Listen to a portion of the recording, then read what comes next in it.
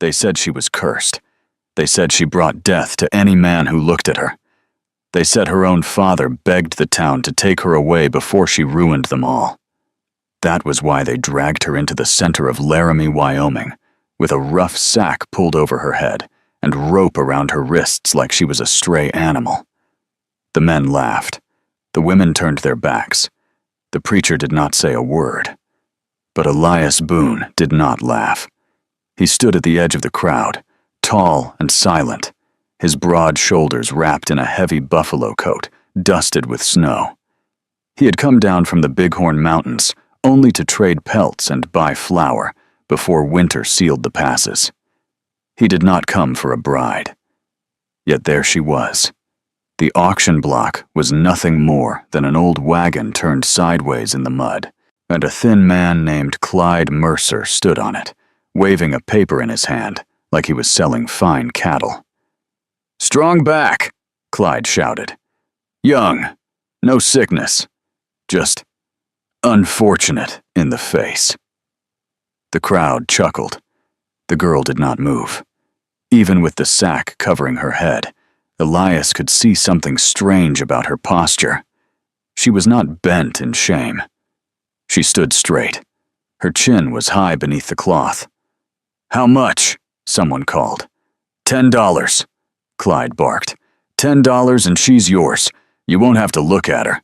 Keep the sack on if you want. A drunk ranch hand staggered forward. "5.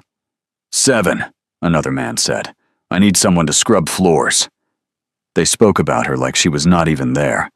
Elias felt something twist in his chest. He had seen men die in the war. He had seen widows starve. But this felt worse. This felt wrong. He stepped forward. 20. The number cut through the noise like a rifle shot. The crowd turned. Clyde's eyes widened. 20!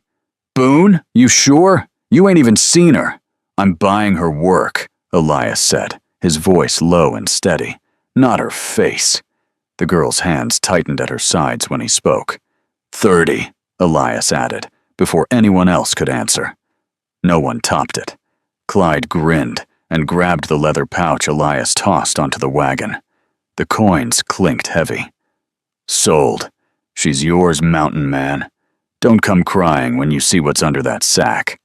Elias climbed onto the wagon. He untied the rope from the iron ring. He did not remove the sack. Not yet. "Walk," he said quietly. She stepped down beside him. They left town under a sky the color of steel. No one tried to stop them. The trail toward the Bighorns was long and empty. Elias had 2 horses. He mounted his chestnut stallion and tied the lead rope of the second horse to his saddle. He helped the girl onto it. She moved carefully but did not tremble. They rode for hours in silence. The snow deepened as they climbed. The air grew sharper. The town disappeared behind them like a bad dream. "You can take it off," Elias said at last, without looking back. "No one's watching." She did not answer. After a moment, she reached up and loosened the rope around her neck. But instead of removing the sack, she only lifted it slightly so she could see the path ahead. Her face remained hidden. Elias frowned but said nothing. By nightfall, they reached his cabin. It stood against a wall of dark pine trees near a frozen creek. Smoke rose thin from the chimney. Yes, the place was rough but sturdy, built with his own hands. He dismounted and helped her down. Inside, the cabin was warm. A fire crackled in the stone hearth. The scent of pine filled the air. He closed the door behind them. "Take it off," he said. The girl stood in the center of the room. The firelight flickered against the burlap cloth. For a long moment, she did not move. "I won't scream," Elias added, "and I won't send you back." Her hands trembled slightly as they rose to the sack. She pulled it up and over her head. Elias expected burns. He expected twisted flesh or something terrible. Instead, he gasped. She was beautiful. Not in the soft, fragile way of city ladies. She had sharp features and strong bones. Her skin was pale against long, dark hair that fell to her shoulders. but it was her eyes that froze him in place. One eye was bright green. The other was deep gray like a storm. There was a scar along her cheek, thin but long, as if someone had cut her on purpose. She stared at him, waiting for disgust. "Well," she said, her voice steady. "Do I look cursed?" Elias stepped closer. He studied the scar. It was not an accident. It was a mark made with anger. "Who did that?" he asked quietly. "My husband," she said. The word hung heavy in the air. "I ran," she continued. "He caught me. He said no man would ever want me again, so he made sure of it." Elias's jaw tightened. "He told the town I was mad, that I tried to poison him. They believed him. And the sack? He said my face scared him." Elias felt heat rise in his chest. Not fear, not shame. Rage. "What's his name?" he asked. "Caleb Turner." Elias knew it. Turner owned half the cattle in the valley below Laramie. A powerful man, the kind who thought money made him untouchable. "He won't come up here," Elias said. "He will," she replied. "He doesn't let things go." Elias studied her again. "What's your name?" "Rebecca Hale." He nodded. "You can have the loft. I'll sleep down here." She blinked, surprised. "You're not afraid?" she asked. "I've seen worse than scars," he said, "and I don't believe in curses." The next days were quiet. Rebecca worked without being asked. She cleaned the cabin. She cooked with skill that surprised him. She mended his torn coat. She moved like someone raised in a proper house, not a farm. One afternoon, he returned from checking traps to find her sitting by the window, reading from an old Bible he kept on a shelf. "You can read?" he asked. She looked up. "My father was a schoolteacher." Elias sat across from her. "Why did you marry him?" he asked gently. Her hands tightened around the book. "I didn't have a choice." Snow began to fall harder that week. The mountains grew silent. On the 6th night, Elias stepped outside to bring in firewood. He stopped. Tracks. Fresh ones. Horse tracks. 3 sets. They circled the cabin and led back toward the valley. Elias's stomach went cold. He walked back inside slowly. "Pack what you need," he said. Rebecca looked at him, fear flashing in her mismatched eyes. "He found us." Elias grabbed his rifle from above the door. "Not yet," he said, "but he's close." Outside, a branch snapped. Then came the sound of hooves crunching through snow. A voice called from the dark. "Rebecca!" She went pale. Dick Caleb Turner's voice carried through the trees like a snake's hiss. "Come home," he shouted. "You don't belong with that animal." Elias stepped in front of her. "You stay behind me," he said. The door rattled as someone slammed against it.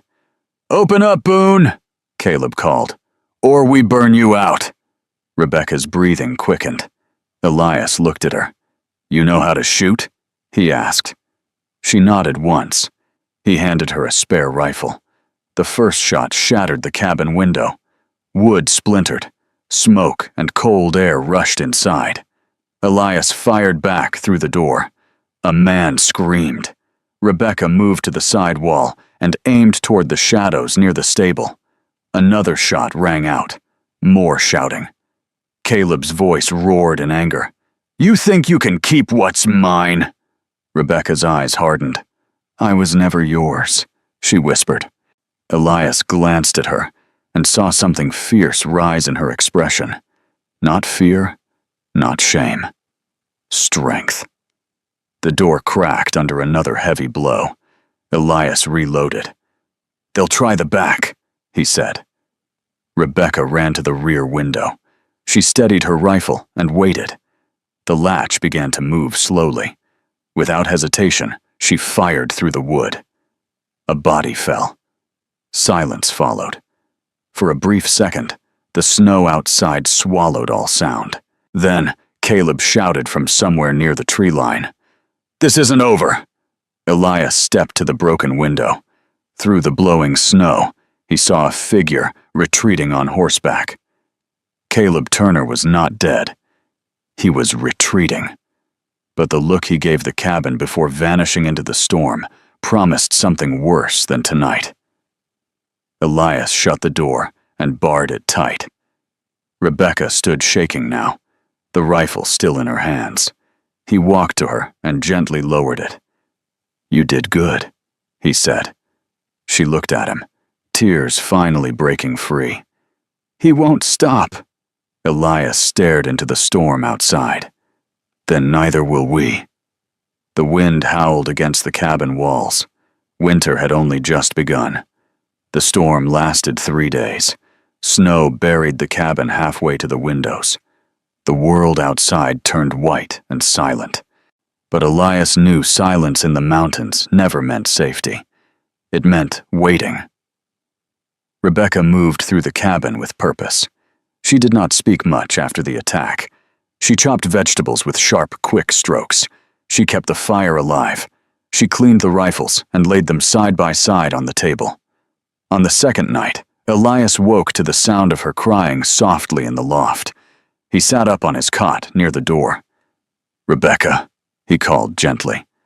The crying stopped. After a moment, she climbed down the ladder. Her hair was loose around her shoulders.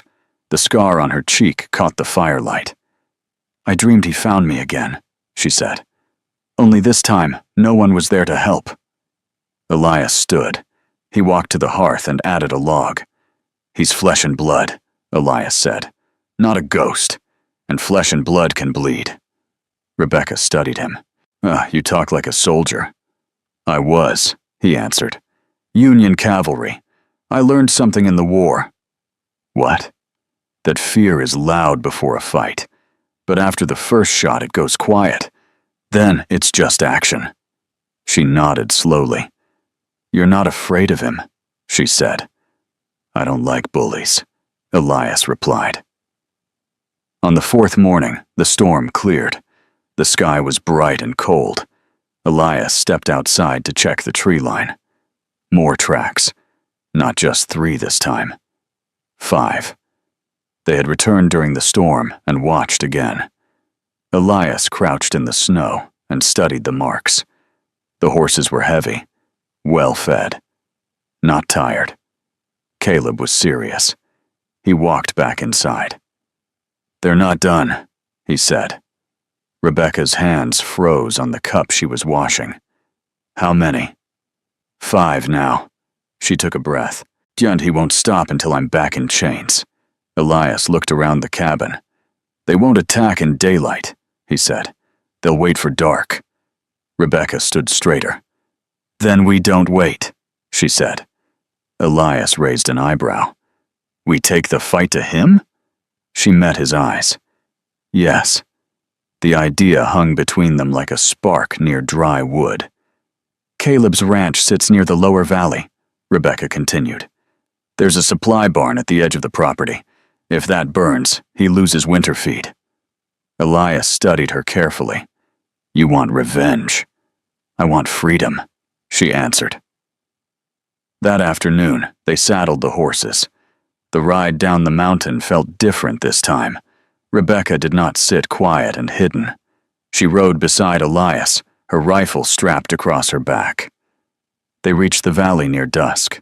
There's Caleb Turner's ranch stretched wide across frozen fields. The main house stood tall and painted white, with smoke rising from its chimney.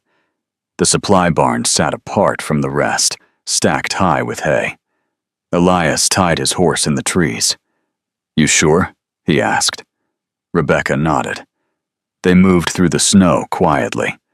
The ranch hands were inside, keeping warm. Rebecca crept toward the barn. Elias followed. Inside, hay bales rose high to the rafters. Barrels of feed lined the walls. Rebecca pulled a small lantern from her coat. Her hands shook slightly as she struck a match. Elias placed his hand over hers. "No going back after this," he said. She looked at him, eyes steady. There was never going back. She lit the lantern and tipped it into the hay.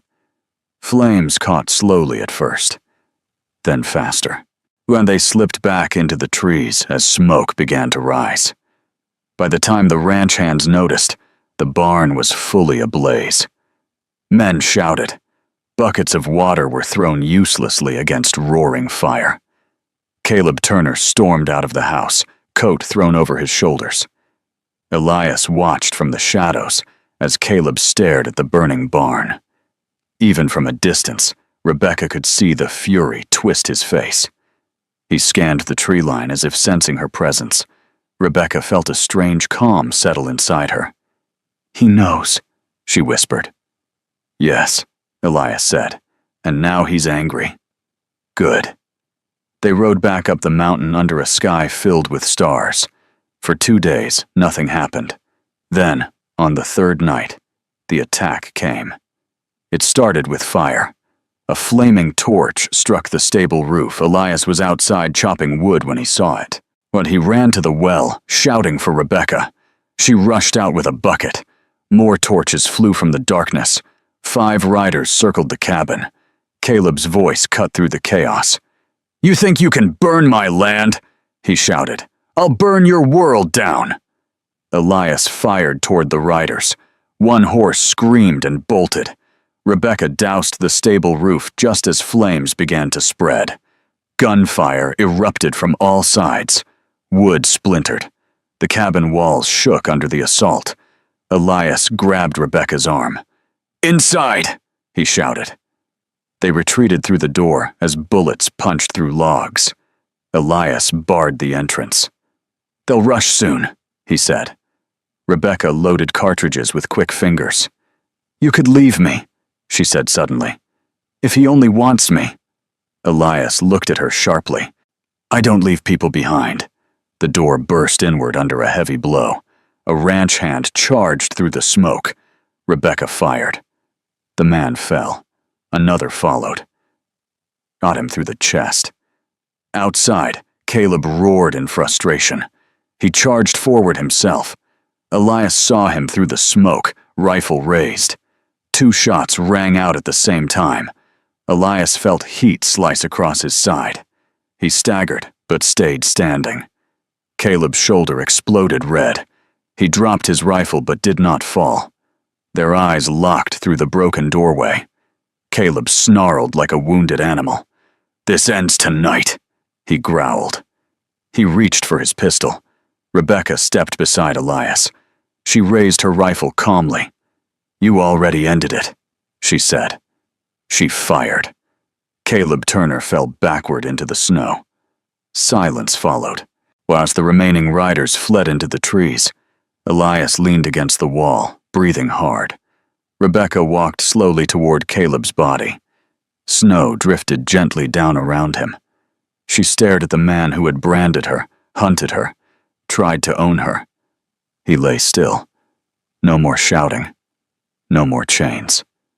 Elias stepped beside her. "It's done," he said. Rebecca looked up at the dark sky. For the first time since leaving Laramie, her shoulders relaxed. The mountains stood quiet around them. Winter air felt clean again. They dragged the bodies away from the cabin and covered them with snow. There would be questions come spring, but for now, the valley was silent.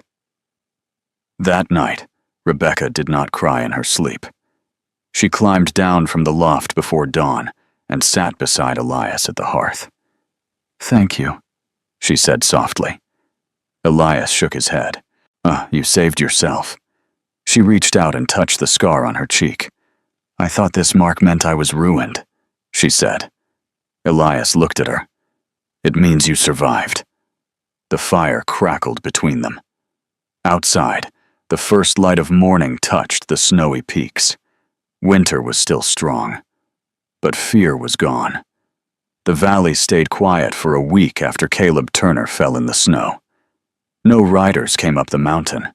No torches burned in the dark. The only sounds were wind through pine trees and the slow crack of ice along the creek. But Elias knew peace in the west never lasted long. On the 8th morning, he rode down toward the lower trail to check the old trading post near the fork in the river. He needed flour and salt. Rebecca insisted on coming. "You don't have to ride everywhere with me," he told her. "Yes, I do," she replied. "We face things together now." He did not argue. When they reached the trading post, the old wooden sign creaked in the wind. 2 horses stood tied outside that did not belong there. Elias's jaw tightened. Inside, 3 men stood near the counter speaking in low voices. They wore long dusters and clean boots, not ranch hands, not miners. Lawmen. One of them turned as Elias entered. "You Elias Boone?" the tallest one asked. "That depends who's asking." "Deputy Marshal Warren Cole." He removed his hat slowly. His eyes shifted toward Rebecca. We're here about Caleb Turner." Rebecca's spine stiffened. "What about him?" Elias asked.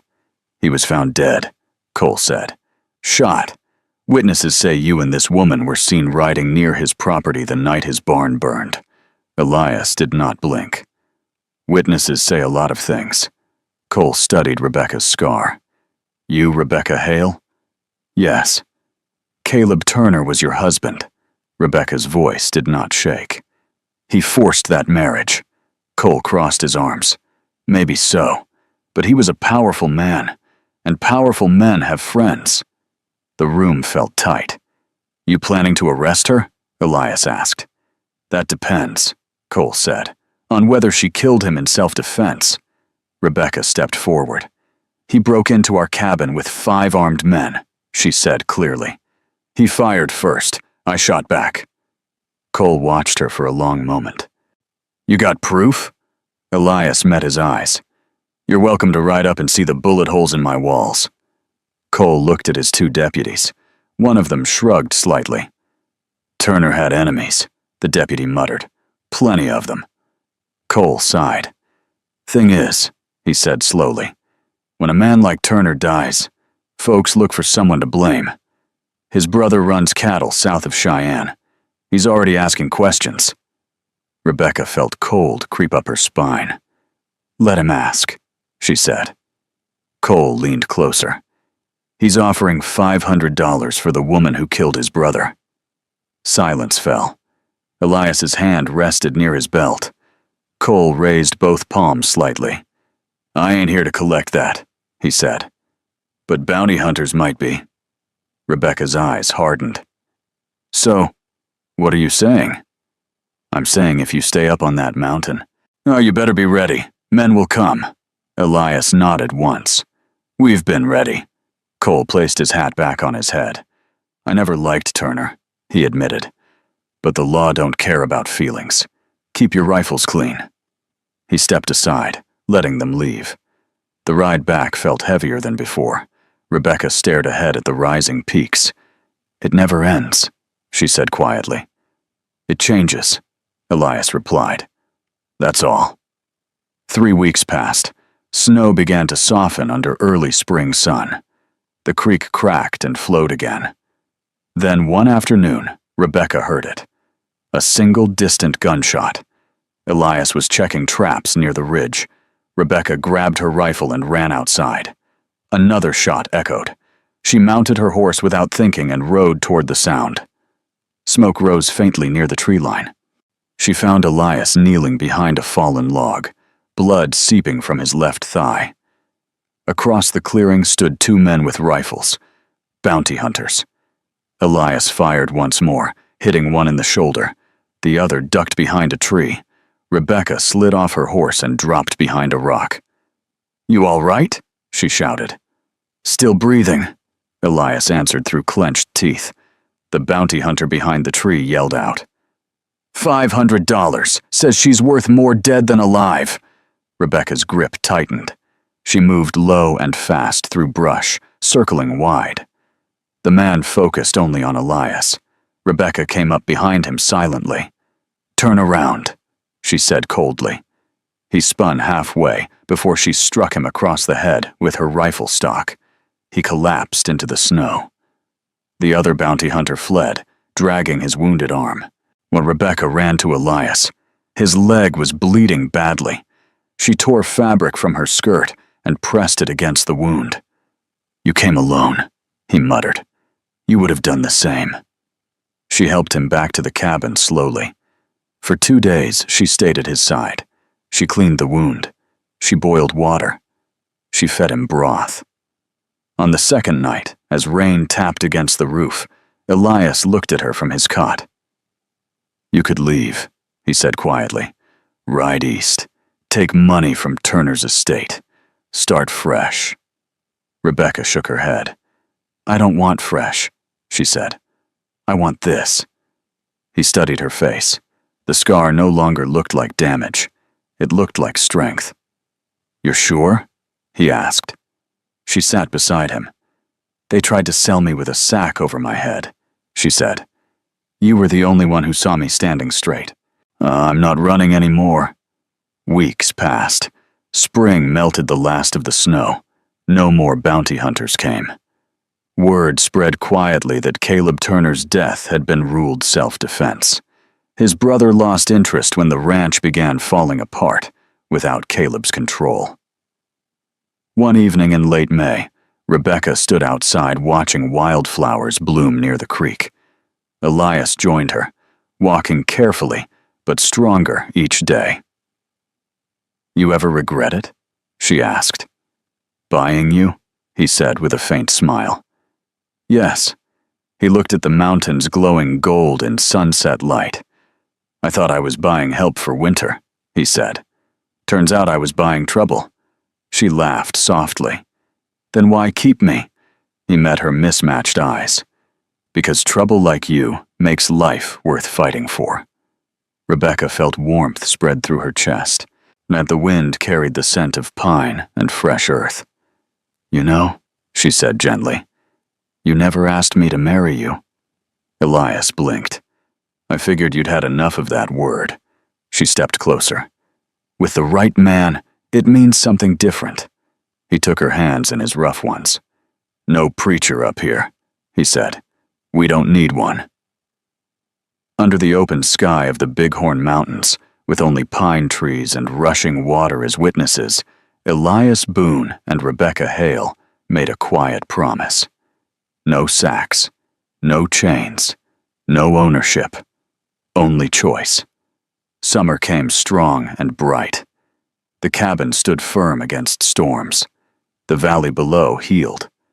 The ranch that once belonged to Caleb Turner was sold off piece by piece.